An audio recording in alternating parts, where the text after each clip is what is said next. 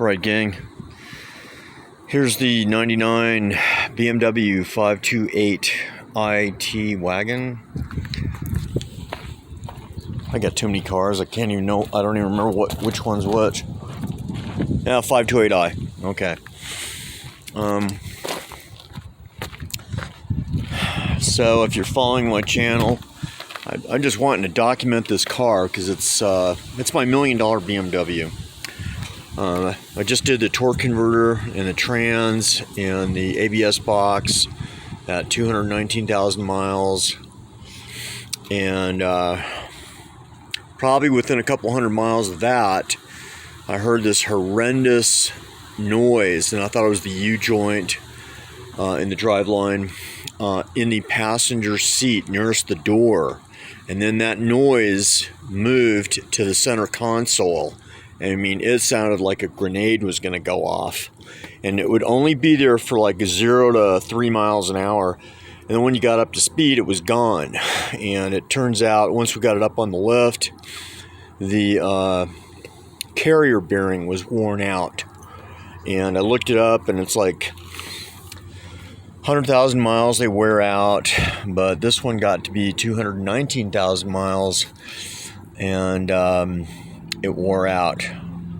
I still got to do some under the hood work and tie rods, just small shit. But this is what a blown out carrier bearing looks like. It's a bracket busted loose, and then can you see how it's just totally whipped? Totally whipped. But I'm thinking this thing, when it was down there, it was doing this action, and that's what that horrendous noise was. But I mean, it spins, but it's probably wasn't spinning as fast as it should have been. But yeah, so that's what it was. This piece was like $180, genuine BMW. And yeah, that's it, man. So, and then I saw online how you could get this like soldering gun and these special, call them staples, and maybe I could try and fix this. So we'll have to buy the tool and then practice, see how it looks. I hate to have to replace that whole damn thing for that crack. So the car's getting there, but that's what a blown out carrier bearing looks like. And I'm trying to fit this Porsche in the garage, since I'm not driving it right now, but I will be as soon as I get the shit done. Here's the 37, the power plant's done. My friend did the power plant with his Indian friend in Kansas, and these guys are, bulletproof. I think it was like $3,500, $1,500 labor, and like $2,000 parts. So it's 100% built right. When people want to charge you $15,000 to rebuild a power plant, man, they're just fucking you. They're absolutely just fucking you. I mean, this ain't the fucking space shuttle. It's a 70, 80-year-old motorcycle. And yeah. And I think he knocked it out, and I want to say he knocked it out in like 5 days or something. It was just really simple.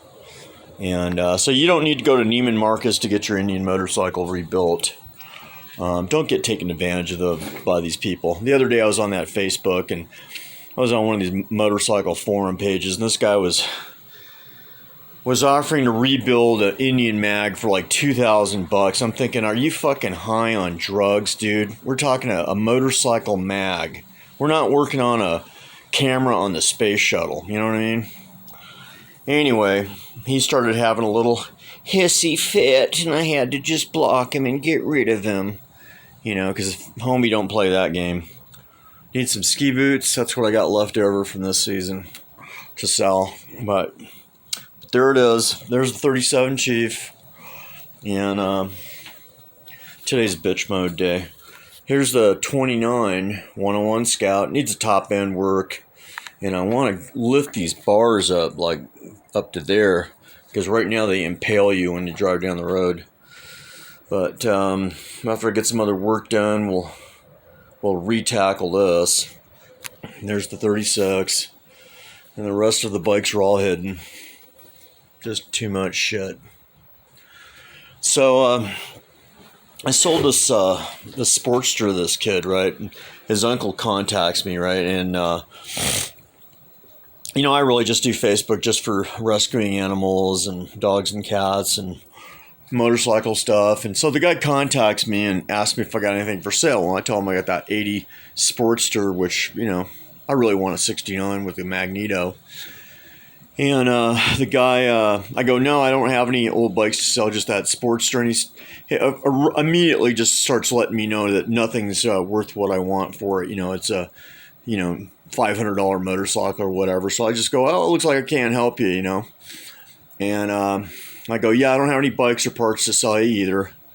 And the guy starts really literally having a fucking toddler meltdown because I wouldn't sell him a fucking motorcycle. And he's telling me, oh yeah, I paid $1,000 for that kind of bike back in the day. And yeah, you know, and I'm just thinking to myself, God, why do I fucking answer these people? You know what I mean? So he proceeds to try and insult me and be a, you know, little Billy Badass toddler. And fuck. I just thought, well, I'm just going to listen to him, you know, just see where it's going, just to entertain myself. The guy starts getting pissed off because I won't sell any cars or motorcycles or anything to him. You know, I'm like, fuck, why should I? Why the fuck should I? This shit's gone. This shit don't fucking exist anymore. You know, all you got now are the money huggers flipping this shit for a fucking payday. So, long story short, I just blocked him. I couldn't take his crap no more. But it really left a bad taste in my mouth. You know, because I'm thinking, you know, I love these old bikes. To me, these are a blast. I have too much fun with them to ever sell them. Why the fuck would I sell them, you know? You know, you want to buy and sell, go buy and sell ski boots. Go buy and sell used surfboards. You know, how about used skis, you know? Or baseball gloves or whatever. Why sell shit that's bitchin' cool, you know? Yeah, so that's my little rant. I had enough of that. So now my policy is going to be, as soon as they start asking if I'm going to sell something, I'm just going to block them or hang up on them or whatever. Just get rid of them so I don't have to deal with them. You know, and of course, no matter what it is, if they can't feel like they're screwing you and getting it for nothing, they don't want it, you know? They don't realize what the real prices of this shit is. I can't replace that bike. I just can't do it. I can't replace it. I'm not going to spend $30,000, $40,000 to replace that. Forget it. It ain't going to happen.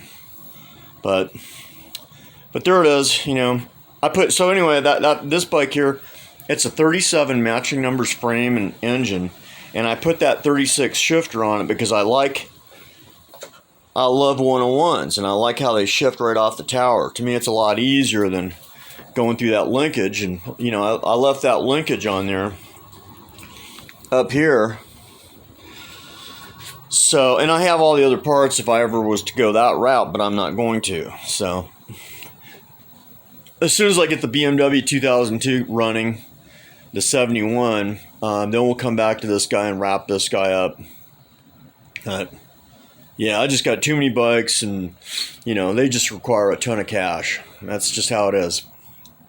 But yeah, to me, the whole motorcycle hobby's just gone to shit. I mean, all it is now is money huggers. All it is people flipping bikes, and you know, god damn it, just why don't you go learn the stock market? Why don't you learn how to flip stocks? Why don't you, you know, do something like that? You should have bought Tesla back in the day. You'd be sitting on, you know, hundreds of thousands of dollars now.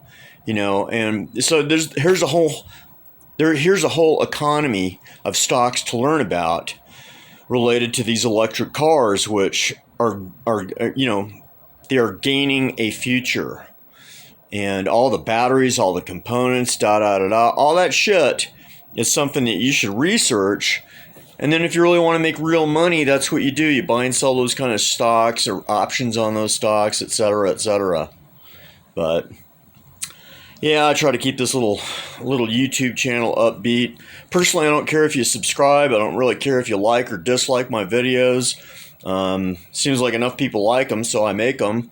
And, if there's something I can share that you're not going to find on the internet anywhere else, well, that's great. I mean, if I go look on the internet for information on carrier bearings, there's literally absolutely nothing. And so that's what they look like. That's what they look like when they're worn out.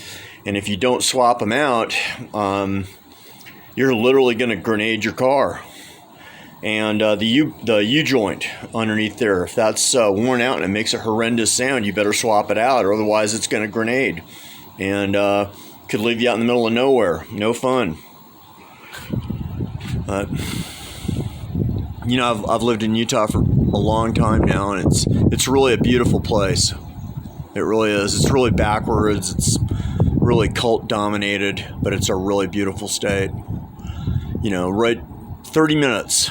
I can go world-class skiing, all kinds of bitchin' cool stuff. Across the streets in Nature Park, I go ride my bike down there with my dogs, do whatever I want. And I don't have to deal with gangbanger scumbags like in Southern California. I'm done. They can go kill each other off. Isn't that great? And anyway, hey, there's a little Alfa Romeo. I got more bugs out of it. It's getting there. It runs and rides good. I'm just a little concerned that the valve guides are worn out and it's spitting enough oil back onto the plug to foul it out. I don't think it's carburetor anymore. I think it's just that. I think it's the valve guides. So we'll tackle that after we tackle some other shit. But this 37 Chief's really bitchin' cool. It's a neat bike. It's engine fires up and runs. Not right now, but it did. Just gotta start putting it back together again, putting ignition on it, etc., etc. Fun never ends. Little 101's really cool. One time, believe it or not, I had like 12 of these bikes, and they're really, really fun bikes. I really think they're probably the best motorcycle ever made by Indian, if not Harley too. They're fun, they're fast, they're quick. And what's bitchin' cool is all these people are making all these parts for them. Somebody's making the frame. I think somebody's making the whole front end. All the cylinders, the heads, all kinds of stuff, the kickers. I don't know if anybody's making the fenders, but that would definitely be needed. I mean, that's just ridiculous that that fender would sell for like $1,500, $2,000. That's absolutely high on crack. I mean, that's just absolute bullshit. That's a $300, $500 fender. It's not a $2,000 fender. But that's enough of my ranting and bitching. But yeah, so there we are. 36, I just got to put that battery in it, fire it up. That one's basically, and then adjust the clutch. Clutch is way out. So, gang, there's some of the bikes. Yeah, there they are. You really shouldn't take on almost 29 motorcycles. You shouldn't take on 6 motorcycles at once, let alone 6 motorcycles and 11 cars. Or I just got way too much shit. But you know what? You put the money in the bank, it's gone. You pay your bills with your money, it's gone. Go buy some hard assets, and they'll go up in value. And then when you need the money, you just cash it out if you need to, if you have to. But don't buy and sell cars and motorcycles. Buy and sell shit that don't matter. Like learn skiing, learn baseball, learn something that you can buy and sell. I know a guy, all he does is sell jewelry, and he makes a vast fortune buying jewelry. And everybody seems to be happy with it. So, well, there it is, gang. I will catch you on the next YouTube. All good.